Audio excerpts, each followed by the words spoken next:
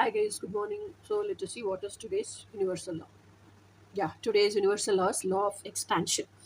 This law of gradual evolutionary expansion of the consciousness indwelling the cause of spheroidal form of every life. The sphere requires two types of force, rotary and spiral, cyclic to produce its own internal activity. Okay, so this is going to be the law.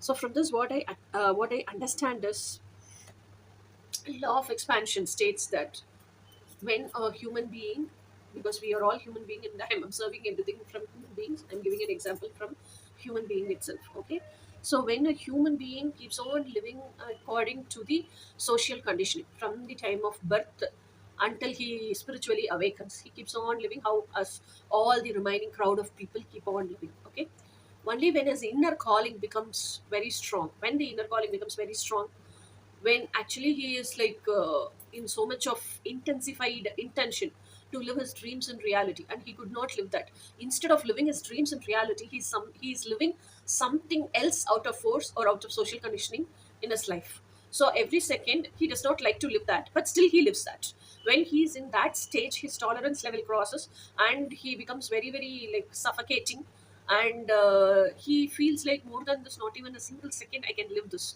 That's where that threshold point bursts. Correct. So that is where the inner calling also becomes, that voice becomes very stronger.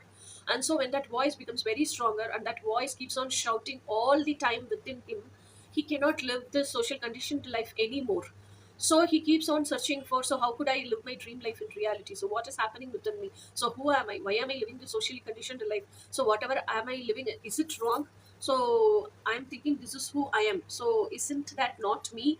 So the voice which is screaming inside, is that the actual me? All these questions comes into his mind. So that is where is the spot where spiritual awakening also bursts out.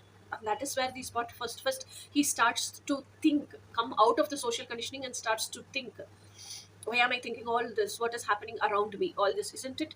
So that is the point where his soul also starts gathering messages and starts expanding.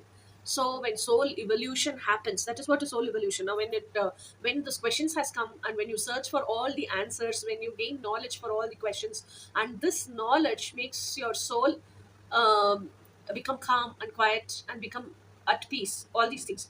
So when you keep on gaining that soulful knowledge, and you keep on gaining the knowledge about the universe, Brahman, and all these things, makes your soul expand vastly, isn't it? So this is called law of expansion. Okay.